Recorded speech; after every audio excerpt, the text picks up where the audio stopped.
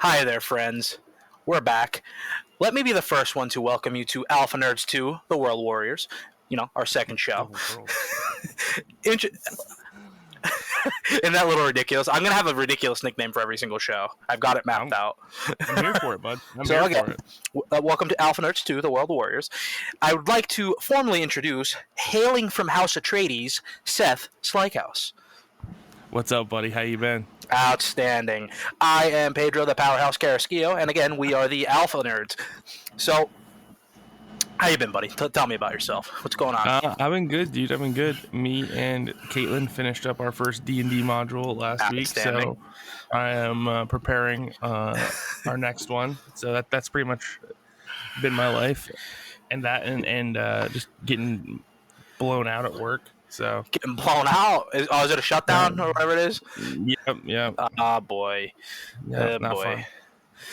You're doing the Lord's work, man. Doing the Lord's work. I'm trying to keep the people supplied, Yeah. Hey, I walk around in comfort thanks to your efforts. So you're welcome. Not all heroes wear capes. I've been pretty good, man. I just celebrated my 32nd birthday. Happy birthday, bud. Thank you. Contrary to popular belief, 30s rule. I love being in my 30s. You're making the most money. You're right where you need to be as far as career wise. You can just not be around people. You can just stay at home. You can do whatever you want, and it's just acceptable. No one really cares about what you're doing or saying, but you just don't have to tolerate anything. It's nice, but you're still young enough to find things funny and make fun of younger people, saying back in your day things were better. So I think back in our day things were better, Pedro. Yeah, I think 30s are wonderful. So that's great. Yeah, so don't let anyone deter you. And when you turn 30, you're dead. 30's a new 20, buddy. We're living long lives, and it's great. And it takes you way less to get drunk. Dude, I've noticed that. I just get smashed so easy these days. Yeah, and I think people think that's a bad thing. I think it's great. Save. It's cheaper. Yeah, it's cheaper. You save on beer. You feel things a little bit more. So, also could be a bad thing because the downside of 30, everything hurts all the time. So all that shit you did in your 20s, you feel everything. So, it's a give and take. It's a give and take. So what you been playing, my friend? Not a whole lot, man. I feel like I haven't had a whole lot of time to play much this past week, but I did buy Trails of Cold Steel 4 and PC. Yeah, on PC. Okay. And I will say I am enjoying it a bit more on PC. The one thing I thought was weird was the game chugs in the exact same spot it chugged on PS4. And I'm like, okay, so this clearly isn't like a power issue. It's like a Falcom issue. Yeah, this is like a Falcom issue. I think it's like atmospheric effects because the places the games chug are when there's a lot of fog and stuff. Yeah. So I don't know what the deal is. They so badly need to either build an engine or put that bitch in Unreal. Give me something, because I feel like they're stretching that whatever engine they use for the Trails games, and I guess what was the other one? East and Tokyo Xanadu, or whatever the fuck it is. Oh yeah, Tokyo Xanadu. That's right. Yeah, they all use that same engine, and I think that engine's also so they can so they could put stuff on the Vita. God bless the Vita, but it's dead. Yeah, I'm gonna go bury mine in the backyard after the show. But have a Viking funeral. Yeah, if I would miss all the arrows because I can't shoot. But yeah, I just think that's part of the problem. But I played the Trails into Reverie. Remember last show I told you I had the Japanese version, and that runs way smoother. But some of the same slowdown issues still rear their ugly head. So yeah, it was weird because I didn't expect it, because I was like, all right, well, I got this powerhouse PC, and these games can probably run on a PS2, So and then all of a sudden it starts chugging. I'm like, oh my god, what is happening? That sucks. But the one thing that drives me nuts. Now I don't know if you've had the same issue, Pedro. The one thing that drives me nuts about the Trails games is that they have an inverted camera. Yeah, that bothers me deeply. You cannot change it. They do not give you an option to change the inverted camera. I'm like, what is this, 99? It might be 99. Jeez. Yeah. And tell me about this D&D campaign, sir. No, it's just a small little one between me and Caitlin. Okay. So you're 1v1ing, bro? Yeah. Oh, who's DMing? You? Yeah, I'm DMing, of course. Oh. And I have like an NPC character in the game as well. And just because it's so annoying having like to coordinate with everybody and feel your pain. Try and get everyone scheduled together, and then everyone backs out last second, and it's just annoying. So like me and her live together, we're both fans of D&D, so we're kind of just making it work with the two of us, which is nice because have you anybody else. Like, as you get older, like for some reason, people's schedules are terrible, or like it's hard to get people together. No, I don't think it's people's schedules are terrible. I think that's the excuse people use. Like they always find some reason, right? The real issue, I think, is more that we're also so damn tired and feel like we have no time to ourselves that when we have a commitment coming up, it's like, I don't want to do that. Like, I just want to chill, man, you know? And I think that's the real issue. I agree with that 1,000. Because, dude, if I have the option of doing nothing, I'm going to seize the option every time. Like, yeah. And it's like terrible. sad. It's terrible. I'm a terrible human for this because, like, people are like, hey, you want to come over and do this? No, I'm just gonna, Yeah, I mean that's the thing, though, right? Like we feel like so out of control with our own time that even if it's something fun, you're just like every impulse in your body is like, no, we're just gonna chill. We're just gonna enjoy our time chilling. It's terrible. And then half that time chilling, like, you don't really even do anything. Like, you don't do anything productive. You just kind of. Half the time you feel bad for like canceling your plans, and you're like, I wish I would have just gone. Yeah, it's really funny because like I am notorious for that. Where like, I'll like, all right, yeah, I'll go do this, and then like the day of come, I'm like, sitting on the couch doing nothing sounds wonderful right now. Yeah, I'm trying to be better about it though. Now that like I recognize that it's like a reoccurring significant issue and it annoys me when other people do it, I'm trying to be more of like a man of my word. Like if I say I'm going to do something, I'm just going to force myself to do it. I'm not even going to consider the option of not going. Right. No, I agree with that. I think that's a good strategy to have, especially like if it's something that you're going to enjoy. Like I was never one who was into D&D, as you know. But like I've been wanting to like have people over at least once a week for like a retro game night, but for that same reason, like I'm like, do I really want to bring people over? I want to clean up and like all this other stuff. And then, same thing with other people, like, they're not going to show up, and so it's definitely a struggle for sure. But I agree. I agree. Some life advice for you folks out there: honor your commitments, honor them. Yeah. But yeah, D&D is a big commitment though. There was a coworker of mine who he commits 3 hours every Monday night consistently to D&D. I'm like, that's dedication. 3 hours is like pretty low. Really? I think that's like a lot. No, 3 hours is pretty low. Normally like a campaign session runs for like 4 more hours. Oof. Just because, and dude, honestly though, like D&D is so much fun though. Like it doesn't feel like 4 hours. It's so fun. I think anybody that likes any sort of like fantasy would like D&D. I really do. I would say the times we did play, I had fun. It was just like when it would devolve into stupidity was like, okay. and those moments we're talking about. Yeah. It is really fun, especially when you get like all your buddies together and like you're drinking and having snacks and like you're just going through this fantasy world. Like it's a good time. I really like D&D. Yeah. Maybe have you tried virtual D&D? I have, and it doesn't have the same like. It's still fun, especially if like you're interested in cool stories and stuff. But it doesn't have the same like pop that having all your friends around a table does. You know what I'm saying? Like the core fun of D&D is taken out when you're not with your buddies. So it's a little different. Okay, I hear you. See, I wouldn't know. Like the game I've always wanted to try, now that we're talking about tabletop gaming, is Warhammer. But like, I feel like that's such a deep dive and like a steep curve. Oh yeah, like Warhammer's and then like then you gotta buy the figures, and like there have been people who've been playing Warhammer for fucking decades now, and it's so it's like, and it sucks because like any game I think thrives off of new players, but like I feel like the barrier of entry is really high with something like that. Yeah, well, like Warhammer especially has like the highest barrier of entry because you've got two options if you want to get into Warhammer. It's like you either spend a ton of money or you spend a ton of time. Right. And it's like there's no or, because you have to have like a fully painted and like customized army for yourself. Mm-hmm.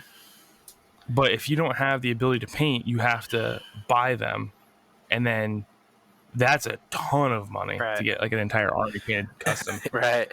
No, I agree, man. So I think I'm gonna like dabble on the fringes. I think there's a couple Warhammer games you can play and shit like that. So yeah, the video games are always. There's a game that like recently I saw that looks like Gears of War almost. So I think I'm gonna be. Yeah, it's Space Marine. It came out when I was working at GameStop. Funny enough. I didn't know that. Okay, sweet. Yeah, I've always wanted to play it. I never got around to it. I wonder if it's on Steam.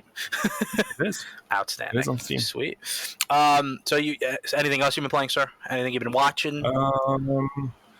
Not really, dude. Like this is D&D and Trails of Cold Steel 4 have like kind of consumed my life. Oh yeah, dude, it's crazy because I actually forgot how much dialogue was in Trails of Cold Steel 4. Yeah, there's a lot. Like, yeah, because I remember very specifically on my PS4 save, I was still at the very beginning of the game, right? Yeah. But I have put 3 hours into Trails of Cold Steel 4. And it's all been on fast forward, like that hyper fast forward mode. By the way, and I'm not even close to where I was on my PS4 save. Wow! Oh my god, this is terrible. I mean, hopefully you stick with it and get to the end, because I would love to do a Cold Steel arc retrospective, because I think that's definitely a discussion that could be had. I'm slowly still trying to talk myself into going through the Trails in the Sky trilogy, but like it's a hard sell because like yeah, it's a lot. I don't know what it is. It's like maybe it goes back to that time sink thing where like this is going to be like another 365 hours of your life just like into these 3 games. You're like, do I really want to get it? Like, should I just watch a YouTube video? But I'm like, I have them all. I bought them all on the Falcom sale on Steam. So I'm like, am I just going to piss money away? So I think that's definitely something I might look into. As far as my end, I'm in the same boat as you. Like I've done Sun Gaming, but with my birthday being celebrated last week, definitely been busy. But some shows I've been watching. I just finished the Terminal List, the Amazon series that had starring Chris Pratt. Fucking loved it. Fucking loved it. Yeah. Me and my girlfriend were hooked. Like hooked. And I just think, I think right now, and I'm going to make this bold claim, that right now Amazon Prime Video better than Netflix. Like, hands down, way better. Well, yeah, I mean, Netflix has been trash. Yeah, Netflix is like super trash. Like, I mean, they have The Witcher, which I have yet to watch, but that's on there for me. And like, I like Squid Game, but other than that, like, I don't. Well, there's like one gem that comes out like every year. That's pretty much it for Netflix. I feel like Netflix doesn't have anything anymore. Right. And I was actually thinking back to the days, dude. Remember when Netflix was like, they had everything? Yeah, Netflix was fire. Netflix was everything. Like anything you could think of. Like they had good series, they had good anime, they had new movies would come to it that were good. And now it's just like, I feel like Amazon Prime Video has blown them so far out of the water that it's a little comical. Basically, Chris Pratt leads a team of Navy SEALs, and not to spoil anything, but some shit goes down, some lives get lost, and conspiracy theory. Naturally. And it's so good. It is so good. I wish I could like erase it from my brain and watch it again, because like it was that good. Then I went and saw Thor 4, Love and Thunder. How was that?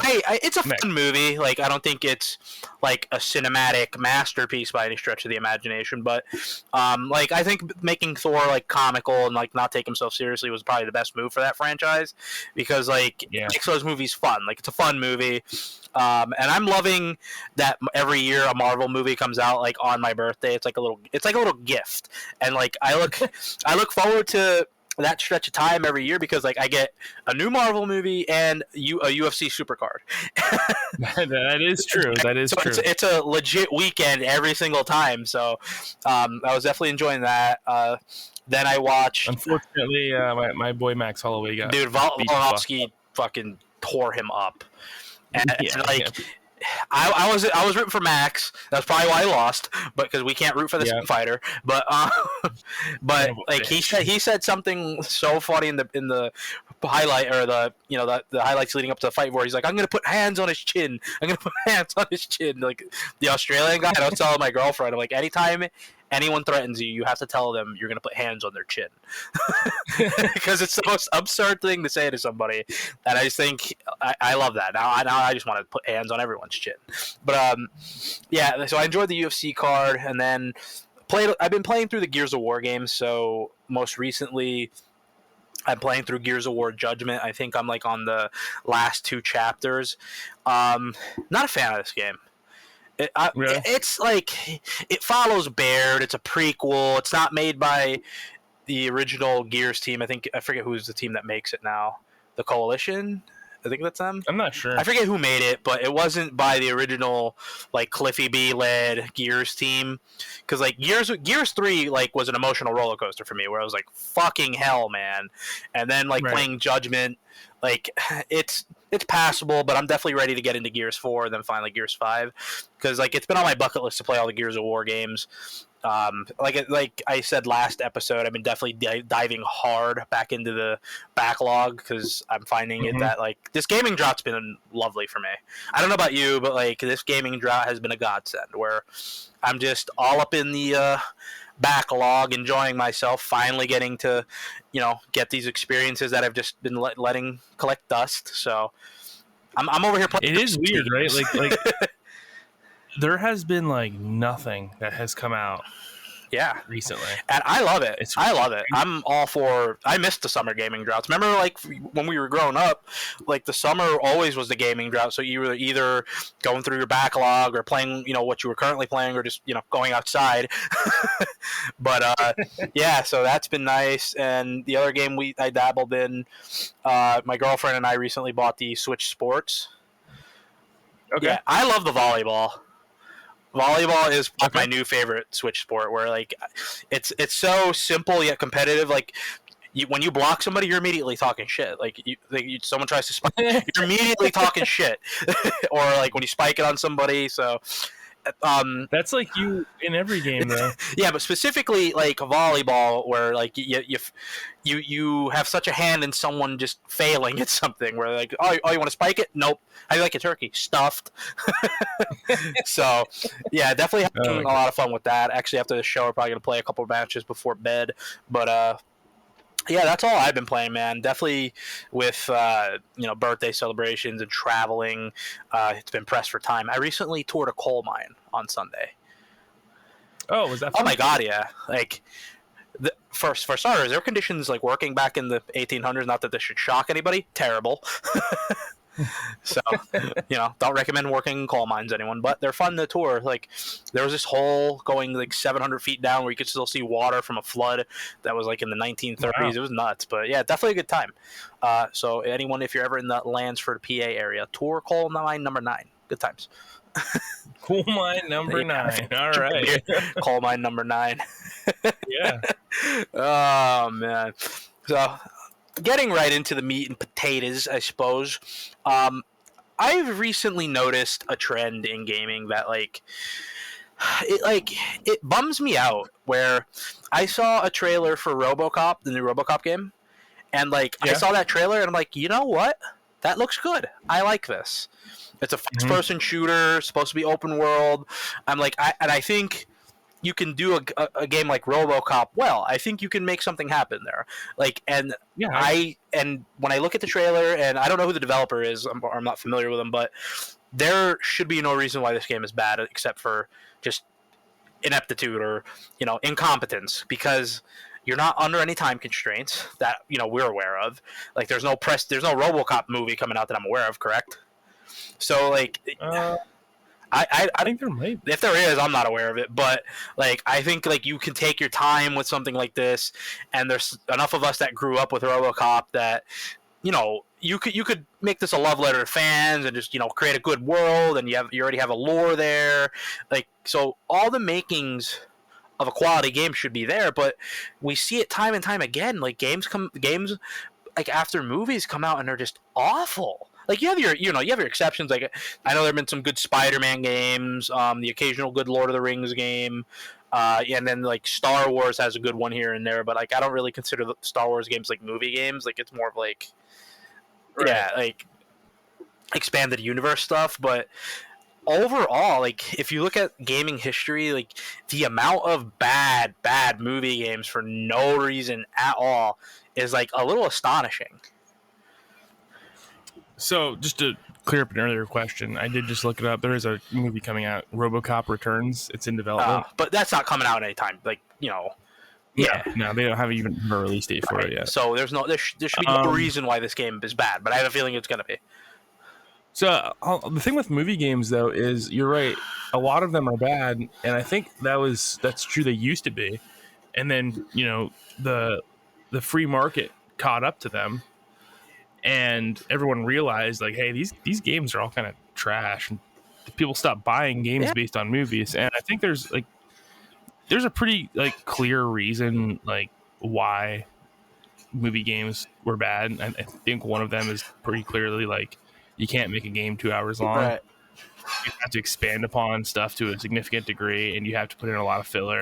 And everyone knows filler stuff usually sucks because it's just filler. I also think when you're making a game based on a movie, there is massively strict time restraints. Especially that was true in the early 2000s when this was like a plague. Because they got to get that movie out in order to profit off the sales or they got to get the game off to profit off the sales of the movie. So the developers are under a really strict time limit. They got to expand upon 2 hours of content with a massive, they got to probably expand it to 20 or so hours. But I think what you see is like there's certain games that do this very well, and there's certain games that can't. Like, for instance, Spider-Man did this very well because it's very easy to expand upon a movie that takes place in New York City as a superhero. You just make it open world and you swing around doing superhero stuff until the next major plot point of the movie. It's okay, this is easy. But then you got stuff like, I don't know, what's like a really bad movie game. I don't even remember any of them off the top of my head. This was Enter the Matrix. This was like a big deal back in the day. Like, every movie game that came out was like notorious for being like terrible. Right. But you did have a few exceptions, like the Punisher game. Actually, surprisingly, like, it wasn't great, but it was good. I believe one of the Lord of the Rings games was basically Final Fantasy X. I can't remember. Was that the Two Towers? Dude, all the Lord of the Rings games were really good because they were like co-op. They were like co-op Diablo-like type games. But there was one that I remember that was specifically a turn-based RPG. I forget. Maybe it was Return of the King. It was one of those games that was pretty good. Then, like you said, the Spider-Man games. So there have been a couple, games that based off movie franchises that are good. But like, if you look at some of the IP that is out there, like, how do we have bad like Star Trek? How do we have bad Star Trek games? Like, I'm not even a Trekkie, but like you would think with the amount of lore and exploring that expanded universe, like, it should be on a similar trek as like Star Wars, where there should be at least enough quality games with that IP on it that it's a healthy brand. Or you even look at like fucking DC, for example, like straying slightly off movies. We don't get very many good DC games besides Injustice and the Arkham games. And so it's funny because I was gonna bring up Batman because people forget that until the Arkham series, that was trash. Like, Batman games were fucking terrible. Yeah, they were terrible. Like the NES and Sega Genesis ones were by Sunsoft were good, but like nobody remembers that shit. No. Yeah, but no, it was trash. There was a game that came out right before the Arkham games. It was called it was Batman Dark Knight. I thought it was Batman Vengeance. It might have been Batman Vengeance. So bad. And it's terrible. It's awful. Yeah. And I don't get, like, again, I don't get how we just don't have games that are good in these, like Terminator, for example. Like, you know how many bad Terminator games there have been? Oh, like how do we continue? Like, make it a first-person shooter. Make the fucking Terminator chase you like he's fucking Mr. X or Nemesis. Like, how do we continue to fuck this up? Like, I'm trying to think of what other ones. Off the top of my head. Like I said, we just said Terminator. We said Star Trek. I think Dune's another one that, like, you could, like, that's an IP that, like, not too many people are familiar with, that you can do a lot with, that has a rich lore that I just, like, I don't get. Dune, right? I hated that movie. Loved it. Dude, Dune is a movie where nothing happens for 4 hours. It's a 2-hour movie. Exactly my point. I hated that movie so much. I was watching. When is something gonna happen? I liked it, but I'm also excited to see what they do with for movies down the road. But I'm trying to think of other, like, how have we not gotten good, Jason Bourne games? Like, I feel like those could be good third-person shooters, or John Wick, like shit that, like, you could do a lot with. And I don't know. I just don't understand how we just continually make shit movie franchises into games, and it just, like, bugs me. Like, it genuinely bugs me. Yeah, no, I or even agree. Shows, for that matter. Like, we've yet to get a good Game of Thrones game. Like, how do we not get that? Like, we got the Telltale one, that random one that Atlas made that ran like shit. I think because Game of Thrones is less action, which would of course lead into gameplay. Uh-huh. And I think Game of Thrones is more dialogue heavy. Yeah, dialogue, storytelling. But I would like that. I mean, like, the Telltale one I enjoyed, but give me more choose your own adventure Game of Thrones. Like, give me that shit. Yeah, I agree. I think you need good people on Game of Thrones. Yeah, so it's just, I don't know. Like, it bugs me till this day, and, like, so anytime I see a game based off a movie franchise, I get excited, and then I'm like, wait, we have overwhelming evidence that this isn't going to work out well. Like, this isn't going to be good. It's not going to be quality. It always goes to, like, a trash developer. Which, real quick, who is your most hated developer and why? Oh, God, that's a loaded question. I don't know. Maybe this is gonna burn you to the core. Maybe Kojima Productions. Oh, ow. Why? I really truly think Kojima is, like, the most fucking big-headed fuck of all time, and I don't think he deserves the recognition he gets. Where does this hatred come from, Seth? Like, I just don't.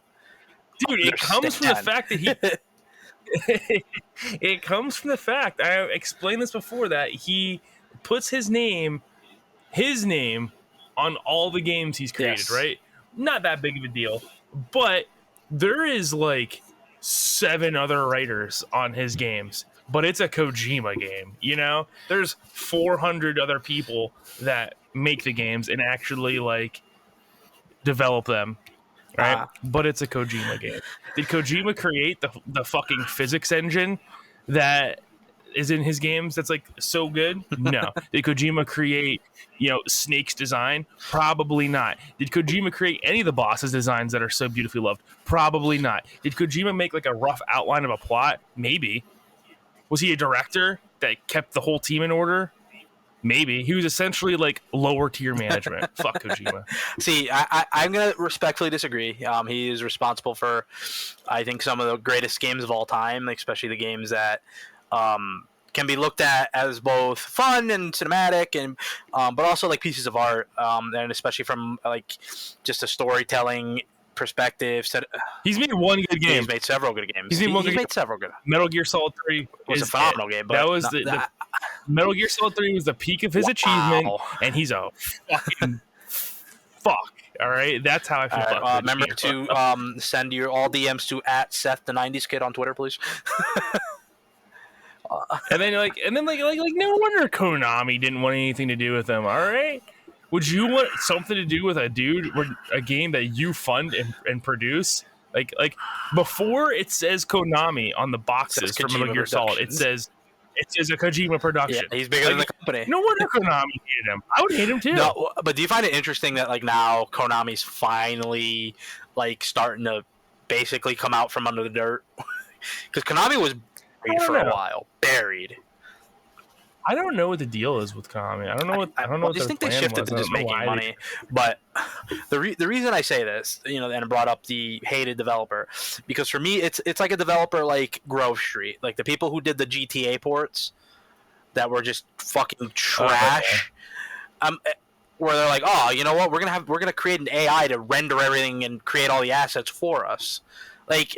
Because we're lazy as fuck. Yeah. It's like it's shit like that like people are less likely to take chances, and hey, let's bring this back, like let's bring whatever franchise, because like it's people like these trash no-name developers that ruin franchise. Like I feel like with the GTA debacle, like now, like I don't see us ever getting Legacy of Kain back, because like, oh well, fuck, if they, if this franchise we can't bring back from PS2, like how the fuck are we gonna bring back something from the PS1 and PS2 era? Or I'm trying to think of a massive amount of issues that the gaming industry has is because the people in charge are like people that don't understand the industry. Yeah, there's businessmen. But I think there needs to be a happy balance. Like you can't just put a bunch of gamers in charge of everything, because like some of us don't understand like production and cost and deadlines. Like I think there has to be a happy medium. But my biggest issue with the game industry right now is like this. I feel like the standard is it's so fluid, where it's always in flux, where you see like a game like Horizon Forbidden West, which I've yet to play, but from all intents and purposes, from what I've been told, is really good. Like it gets a lot of criticism for like reusing the same assets or not really doing new things, but it's just more Horizon, which is that a bad thing? Like, so just because they gave you more Horizon at a higher quality, better graphical fidelity, new story, that's a bad thing? Like, are we gonna kill God of War for the same thing? Because I'm assuming God of War is gonna look, and that's not okay. Like, it's God of War. Like, people are gonna play it. No, I understand. It's really weird, and I'm not sure where this came from, because it seems to be the thing that just like started recently, but. I don't understand, man. Yeah, it's a sequel. Like, what do you mean? Do you want Kratos to all of a sudden row differently in his boat, or like Aloy to shoot differently? Like, it's literally, it takes place after the first game. Why would they waste any time? Like, and this is all from people that don't understand how game development works too. It's just, why would you want these developers to spend 100 hours developing something when they already have it? It doesn't make any sense at all. I don't know. I just think it's completely asinine, because like I expect out of a sequel, I expect for you to take what worked and improve upon it, and what didn't work, get rid of that, give me something new.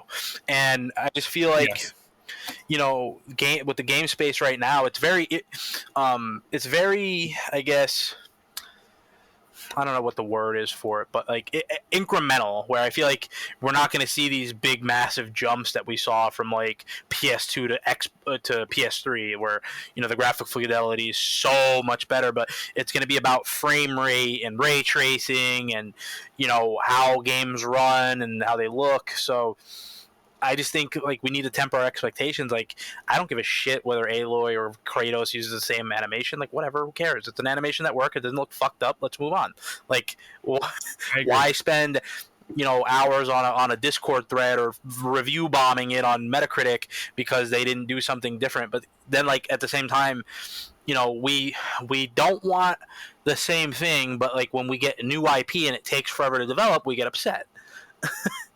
Right. So I just don't get how fans you always always want to have their cake and eat it, I would suppose. And that's just one of those things, like, it drives me absolutely nuts. But again, back to the topic of like the bar being so mixed. Do you have Game Pass?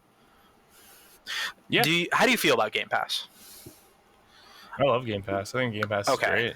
I stand by my what I said about 2 years ago, though, which was that Game Pass is 10% great with 90%. And I am glad you said that, my friend, because I was looking at my PayPal credit statement the other day, and because I have all my streaming services and gaming services tied into my PayPal credit account. It's actually very nice. I don't even really think about it. I can just get the bill. I'm like, oh, okay, cool. And I pay the $15 or whatever it is for Game Pass, so I can have it on my PC and my Xbox. And when I look at Game Pass, I'm like, okay, there's some decent third-party stuff, but they're like, oh, we give you new games every month. So for the month of July, we got DJ Max Respect 5. Go ahead, I'll wait. Okay. We got Match Point. Okay. We got Match Point Tennis Championships. 96. Okay. Escape Academy. My Friend Peppa Pig. Overwhelm. Paw Patrol the movie Adventure City Calls. And Power Wash Simulator. Well, there's your gold mine there. Power Wash Simulator. So my thing for this is, maybe someone is downloading these games, but I don't see where I'm getting my value. Like, I understand I'm not going to get bangers every single month. I understand, like, I'm not going to get just AAA killers, but like, you can do better than this. Like, there are games that left Game Pass that are better than this. Yes. But for me personally, I don't think what comes monthly matters, because the library is so huge and is absolutely full of great games. Like, for instance, you have the entire Yakuza series on Game Pass, right? You have the whole Final Fantasy 13 trilogy on Game Pass. All the Halo games are on Game Pass. All the Gears games are on Game Pass. The Bethesda games are on Game Pass. It's like, man, like, at some point you have to be like, all right, well, who really cares if... I mean, I'm just looking at this right now. Middle-earth Shadow of War is on Game Pass. Dishonored, the Hitman trilogy, Far Cry, Destroy All Humans, the EA games, Jedi Fallen Order, Mass Effect, Hades. I mean, like, and the list goes on and on and on. Like, there's so many games on Game Pass that you can't look at the list of things that are coming monthly. And like, okay, we got Square games, Octopath Traveler, Dragon Quest 11. Those are some of their biggest games. And you can't look at the games that are coming monthly and be like, all right, well, the games that just came are trash, because I think we just talked about earlier, there's not much that's coming out this year, and the stuff that is coming out isn't like amazing. So of course the stuff that's going to be on Game Pass isn't going to be amazing either, because I think Game Pass has done a wonderful job of already getting the biggest games in the industry. Well, I will give Game Pass a credit here, where there are games on Game Pass that, if they weren't on Game Pass, I probably wouldn't have them in my life. Like, I probably wouldn't have played them. So, like, I'm talking about, like, Ori and the Will of the Wisps, Record of Lodos, Wonder Labyrinth, which are both, like, Metroidvania games, which I recommend you try Record of Lodos, by the way. But, or even, like, Outer Worlds, or, so there's definitely games on there that without Game Pass, like, I don't think I would have tried them, because, like, I'm obviously not going to go out and spend a bunch of money on games, like, on a whim like that anymore. But, like, what drives me nuts about Game Pass is, their third-party offerings are really good on there, but, like, some of the first-party stuff, like, I'm not a big fan of. But maybe that'll change in 2023. Like, I know they've got a lot of big games lined up in there, which I think Microsoft is going to shoot their load all over 2023, and then we got nothing for a while. I do too. I think. Well, I don't know because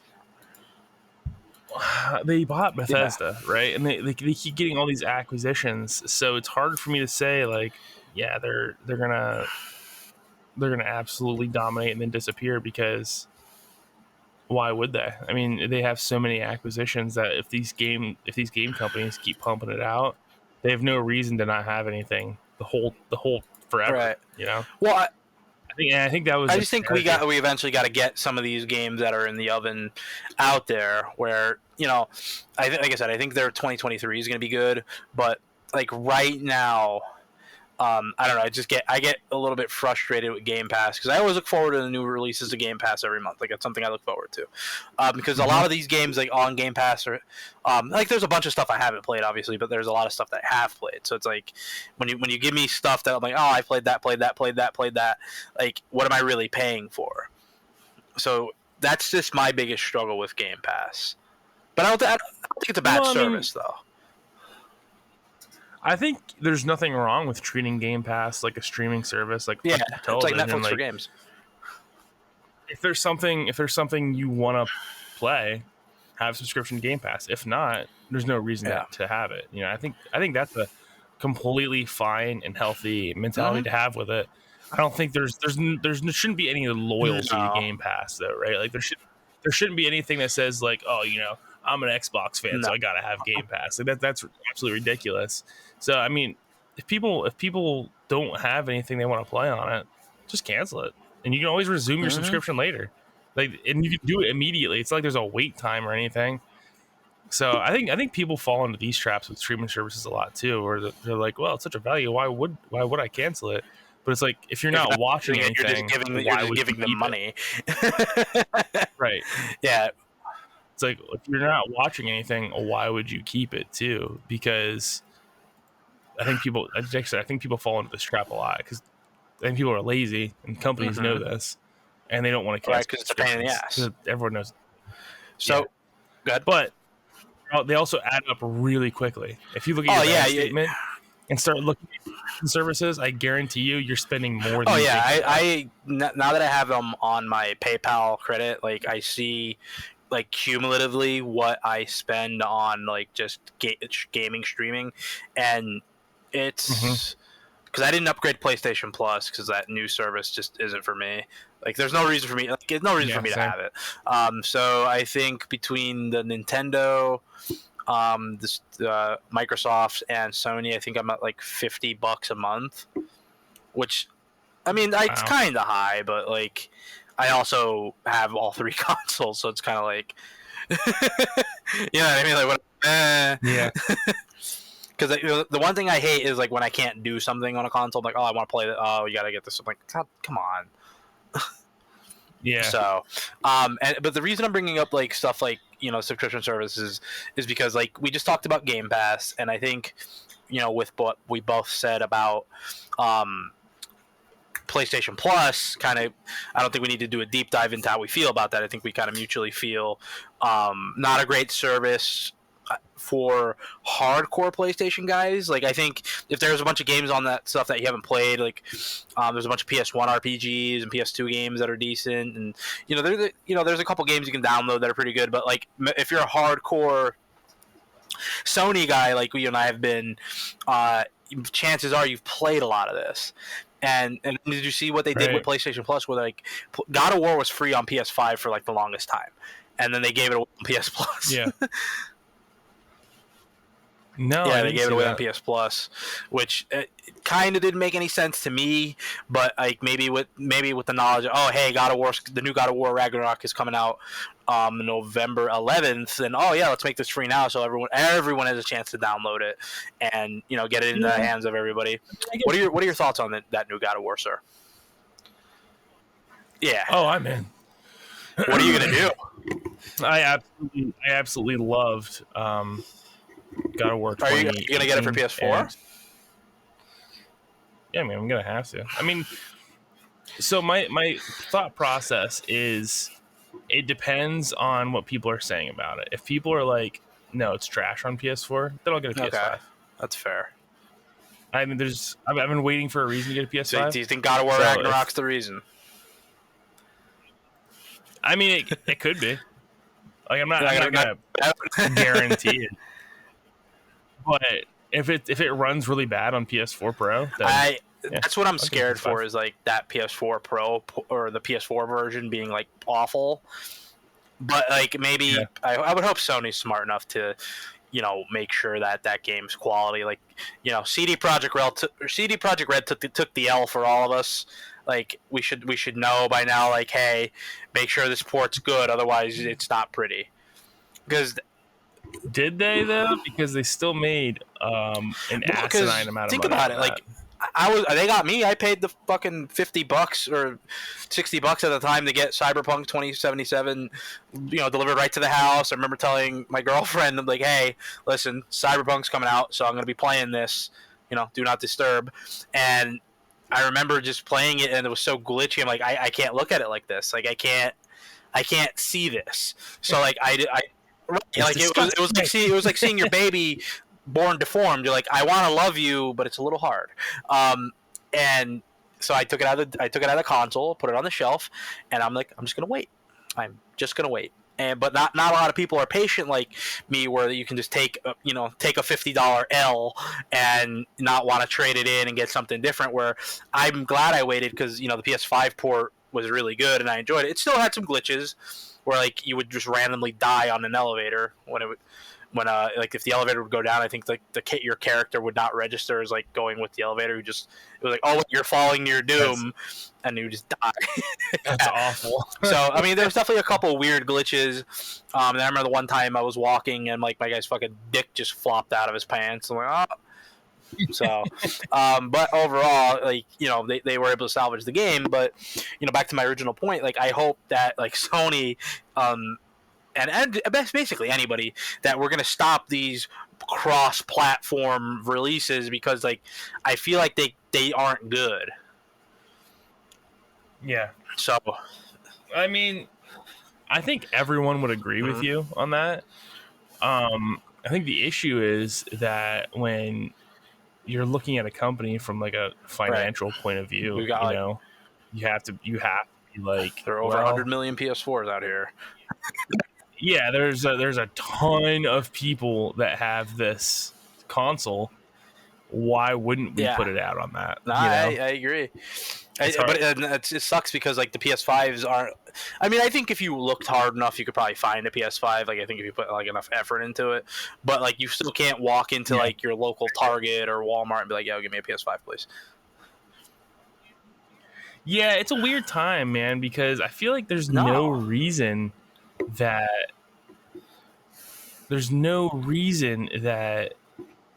you shouldn't be able to walk into a Target and you just grab a PS5. Yeah.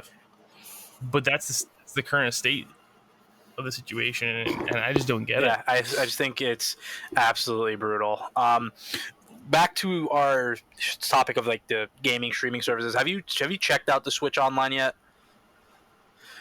No, so right now you can get Sega Genesis games, Nintendo 64 games, Super Nintendo games, and NES games, along with I guess if you get the year subscription, you get DLC for Animal Crossing and I think Mario Kart. And I'm trying to think of what else, but these like they're basically like retro Netflix. And again, when I mean like we just moved the bar, like what we let Nintendo get away with this. Like some of these games they put out, they're just like, whatever, put this out. And maybe it's like a licensing thing, or it's hard to get like certain companies to like want to get on board, but like you still can't play any of the Final Fantasy games on that service yet, which I don't understand that. There's no Chrono Trigger, no Secret of Mana, like none of that. And on the N64, it's just like basically like their bare bones first party stuff where you get like Ocarina of Time, but it's the N64 port, which hasn't aged the best. And same with Majora's Mask, and it's so it just bums me out because like you get excited to like play some of these older games, but like they don't really give them those quality of life updates that like, hey, this, I get you want to preserve stuff, but like maybe fix the camera, maybe do that. Like give me something. So it's just sometimes it's just hard to not feel burned by some of these companies where you know you pay a premium price, but you don't get a premium product. And like I feel like Microsoft definitely leading the way. Where out of the trio, I think Game Pass definitely has the best options because if you own an Xbox, basically you don't have to like if you have an Xbox, you should have Game Pass unless like you said you don't actively use it. But like Right. that, like you make that investment, then like do you really need to go out and buy games? No. And that's what I like about Xbox is like I can't tell you the last time I bought a game for my Xbox. Like, yeah, same. I haven't. Yeah, so like forever. and anything first party comes to Game Pass. MLB The Show's on Game Pass, so like I think overall out of the three, it's the best service. With Nintendo being the worst as usual, but for some reason we just don't pay attention to that. Well, like. Nintendo gets away with a lot they shouldn't get away with, though. You know what I'm saying? Like, they get away with a ton. And I really do think people need to start calling them out on it. But at the same time, it's like, well, they have like their dedicated fan base that clearly doesn't care about getting reamed in the ass over and over and over again. And some of us are like, there's some of us like I'm guilty of this too. Sometimes like we've been playing Pokemon since '96.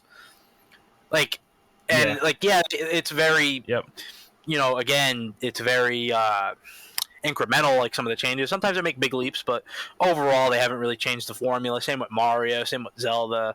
And so it's just like, I don't know why we really let them get away with this, but we fucking do. We fucking do. Dude, it's crazy, too, because they really do release the same games every single year. And everyone's like, this is great.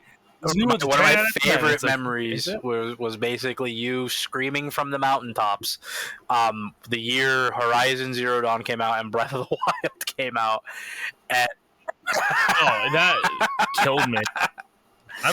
Where objectively, like, Horizon blows that game out of the water, but like Zelda Breath of the Wild, 10 out of 10s.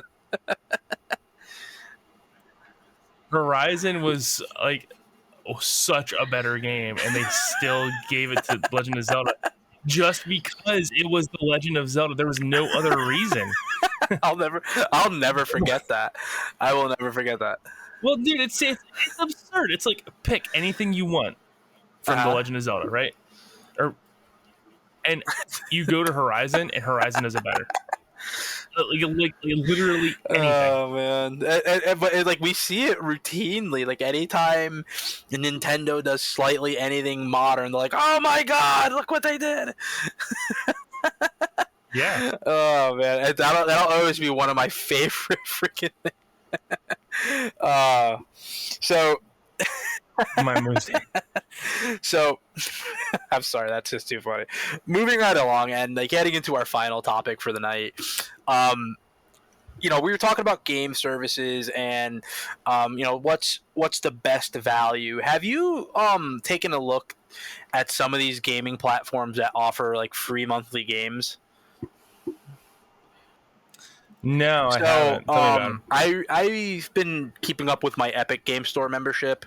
Like, you don't have to pay anything for it, but I just want to bring some attention to it because I think like Epic, while they don't do like an amazing job, I think they do some really good stuff where they give away free games just about every month or so.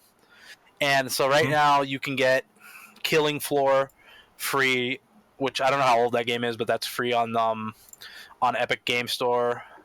Also, you can get coming up soon is one of the Wonder Boy games is going to be free. And I just think like, how do you feel about some of these like services that offer things for free? Because if you have an Amazon Prime membership, they also give free games out every month. Yeah, so I didn't know that. Just to put it in context, like going back to my Epic Game Store account, like I got the Game of Thrones board game for free, which whatever. BioShock 2 Remastered free, BioShock Infinite, the complete edition free, BioShock Remastered for free, Wolfenstein: The New Order for free, Neo, and all these are basically just free. Whenever they do their free games of the month. So I just think like some of these services, especially for PC gamers, we definitely need to shed some light on that because like there's some good stuff that you can just get completely free. I had no idea that Amazon Prime gave out games for free. That is a great tip.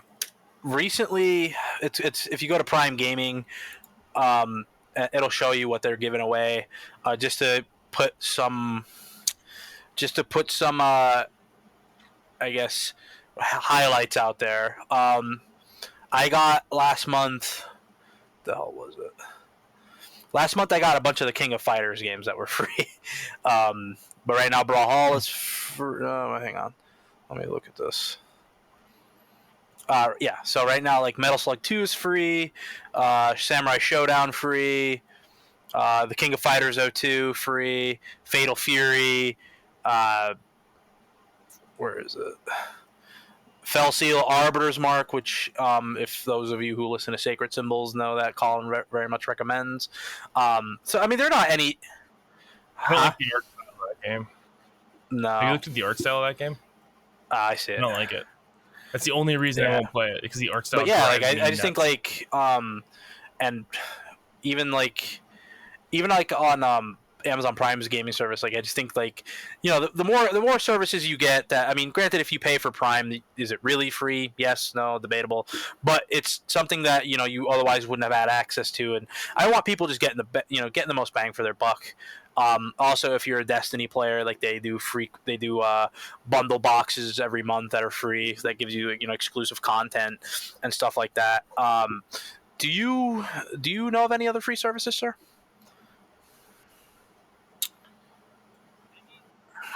I mean, the only thing I can think of that people overlook is Humble I've Bundle never fucked with Humble Bundle because it's not. Although it's not free for like $1 or usually $5, you can get a massive amount of games depending on like what they're doing. So like right now, I don't think they have any bundles going on. Not that I see. But I've heard of Humble Bundle before, and I never myself got into it just because, as you know, until maybe like a year ago, I wasn't really a PC guy. But then I bought myself a, I guess, entry-level rig and proceeded to buy every Gundam accessory possible for it. I'm still missing the Asus ROG monitor, which I think I missed in my window. But I got the keyboard, I got the mouse, got the little keyboard or the mouse pad. But back to the topic. Yeah, I just never got into Humble Bundle, but I've heard good things about it, where you can get like just a stupid amount of discounts on it. Yeah, I bought like the Ukraine bundle, and I got like 200 or something like that games in that bundle, and that was insane. Does that not like spike your anxiety a little bit, like as far as like your backlog when you do that? No, because I've given up on the backlog. Now I buy games that I want, or like if I know that game like I'm super interested in but don't have time right now, is on a steep discount, I'll buy it. And if I get to it, I get to it. If I don't, I don't, man. Like my whole thought process about the backlog is like, if you really want to make time for it, you will. Yeah. And there's no reason in stressing out about it. I gave up on that. The reason I still stress out about it is like when I look at my gaming backlog, I just see like piles of money just on fire. Like and like it's just not. I just don't feel like it's maybe this is me getting older, but I just don't feel like it's an efficient use of your income and like your expendable scratch, if you will. Where no, you're right. But I will say this: if you want to look at it that way, you could look at gaming as a whole as a giant waste of money. But I also feel like if I get a good experience, then like I'm willing to, like I feel like I've paid a good amount of money for this. But like with my Steam library, I try to always use self-control, because like when I first got a Steam library, I'm like, I'm gonna buy everything on sale, and I went nuts because like when I first got a Steam account, of course, like it was almost like it was planned. There was a big summer Steam sale, so I bought like all the East games for $2.99, and that's how I got like the Legend of Heroes trilogy for really cheap, and then the game like I got all the Half-Lives, Chrono Trigger, and all the classic stuff like that, and like I'm not really playing any of this, so it's like I slowed down on my buying power on Steam, because I'm like, hold on, like I want to buy, I want to get shit that I'm actually gonna play. So right now I've just got stuff loaded on my PC. Like I'm getting like I'm probably gonna play the first Trails in the Sky game. Gonna play, and then probably after that maybe play what the hell game is it? Jump in the Stalker franchise a little bit, because I think those games are pretty cool and interesting. But like you gotta limit some of that, and I just think back to your point, like if I don't view it like that, I just like you're just gonna buy games like as you would earlier in your gaming career and just kind of donate money. This is just something to think about. But again, like back to these free services, I just think, hey, anytime you can get something free, free is free is free. So jump into that. So again, check out Amazon Prime. They give away games monthly. Check out the Epic Game Store. All you got to do is just have an account. You don't have to pay any money monthly, and they give away some pretty quality games. So those of you frugal gamers out there, because sometimes it'd be like that. Definitely check that out. So that is not me. I waste so much money on gaming, dude. Like literally, I'll buy games, and then Steam has like a great refund policy where you can refund if you play less than like 2 hours of it or something like that. Yeah, and it's like insane. I'll buy games, and then I'll never like really play them much, and then just never like I'll buy a game, play it for 2 hours. Like this just happened with a D&D game that I bought. I'll buy a game, play it for 2 hours, and then be like, this sucks, and then never refund it. Right. Even though it's like I'm great really service. Proud of myself where thus far into 2022 I've kept the game buying. The only new game new game I bought was Switch Sports, but overall like I've been avoiding just the hey, I want to buy this came out.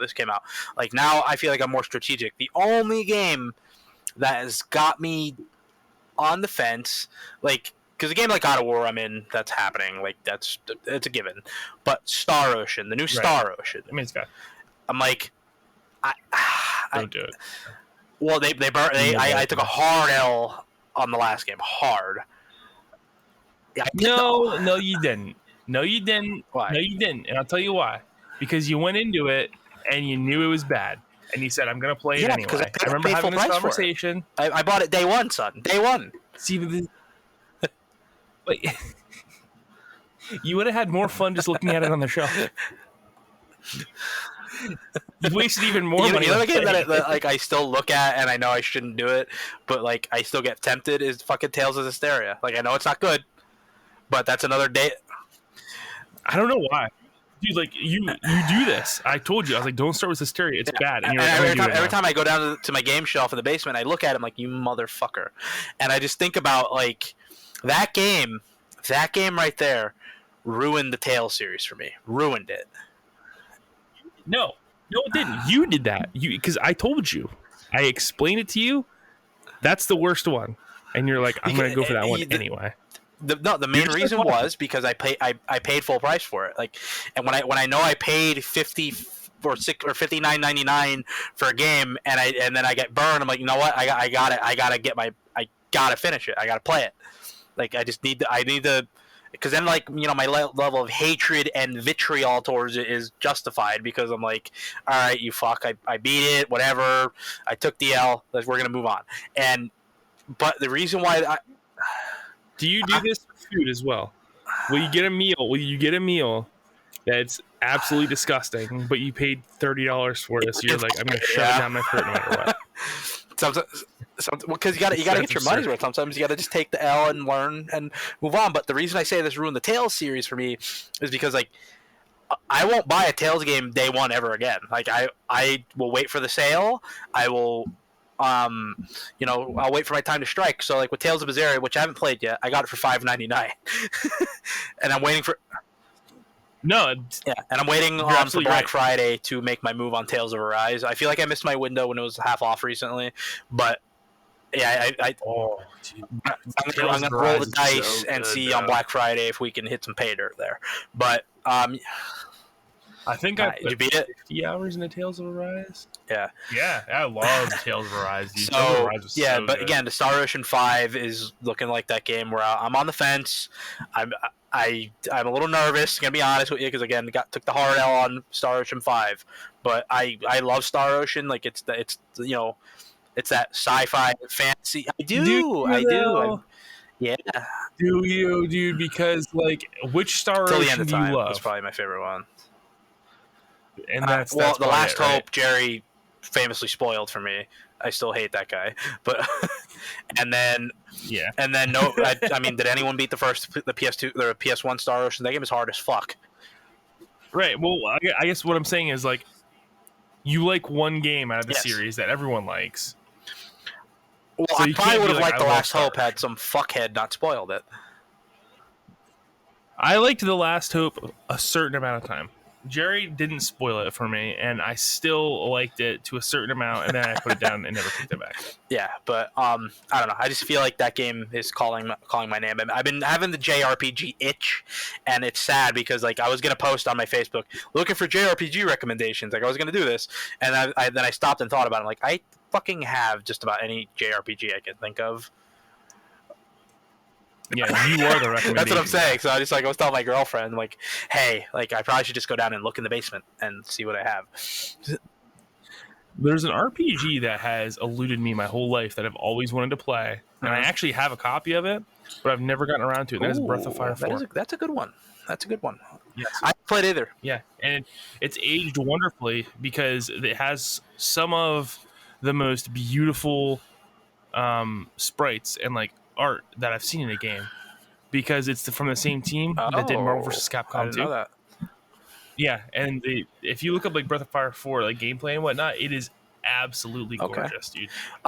Speaking of recommendations, if I may put one that's on our radar, and that's something that's a terminology we're going to start using for the show on the radar. Sea of Stars. That's it's already in my Steam. It's on the radar for me.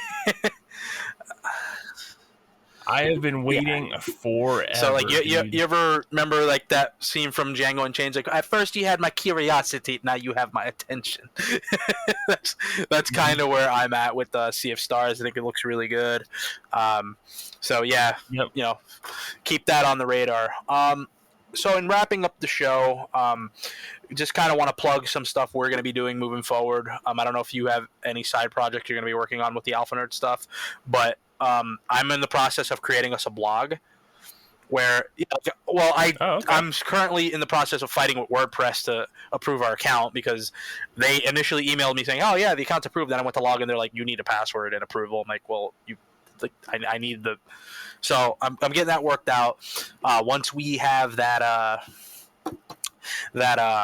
information, will make that readily available to our dear listeners. And on that blog is where I think I'm going to do some side deep dives. Like I'm planning on doing a whole deep dive into the Legacy of Kain games. Like I really want to just get all up in there, get in the nitty gritty, and really explore that lore, and that just review those games, and type that up and talk about it. Other games I want to do on there are I want to do some deep dives on some older RPGs that are on the Sega Genesis. So I have that's just kind of like a passion side thing I want to do. What are your thoughts on that, sir? Yeah, I love that idea. Yeah, so that's some of the things we're gonna be doing on the side. Upcoming, I believe, I'm almost halfway through planning, when we're going to do this show, but we're going to be talking about Invincible. Some things we're going to be doing is we're going to do these mile marker retrospectives, if you will, where we just kind of talk about something. Doesn't always have to be a video game, but it's going to be something that's going to be, based in nerd culture and something we like to talk about. So whether it's a movie, whether it's an anime, whether it's a game, and we want to do this. So on top of our weekly episodes, we're giving some evergreen content that, hey, it's there if you're ever bored and want to listen to my sultry voice, and hear our opinions about just whatever topics or whatever movies or just anything we want to talk about. So keep a lookout for that. As far as streaming services, Seth, where are we going to be located? We're going to be everywhere you can get a podcast at. Hell and on yeah. YouTube. And stay tuned with the YouTube stuff, because at some point we're going to be doing some video content, as far as like even maybe in person, or just we each film something. So we are workshopping some things. I have a ton of ideas in my brain, and it's like a beautiful mind over here. My brain's always ticking. I feel like I listen to enough podcasts and watch enough YouTube that like I know what I would like to watch and listen to, and I hope that in the return of the Alpha Nerd brand that we can deliver some quality content, and most importantly have some fun. What do you think, buddy? Yeah, I am in. I'm in on. Are you in like Flynn? Real fun. It's been real. Tron, Flynn Lives. Duh. Oh yeah, are they ever gonna make a Legacy? sequel to that fucking movie? No way. Yeah. I don't know. They were talking about it for the longest time. They're making a Disney World ride right now. A Tron Lightsaber ride. Oh man. It's awesome. Well, sir, do you have anything else you have to get off your chest? Anything for the good of the order before we wrap things up here? No.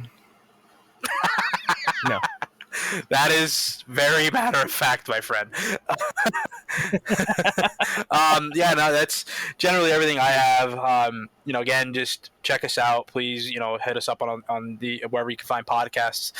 If you have any feedback for me or my co-host here, Seth Slykehouse, again, he can be found at Seth the 90s Kid on Twitter. I'm at the Green Dragon 53 on Twitter. Shoot us a DM, shoot us a message. Make sure you inform Seth that his opinions about Kojima are wrong. He is wrong, and it's okay to live on the wrong side of history. But thank you for listening, and we'll catch you next time. Time to change that Twitter handle, buddy. I do.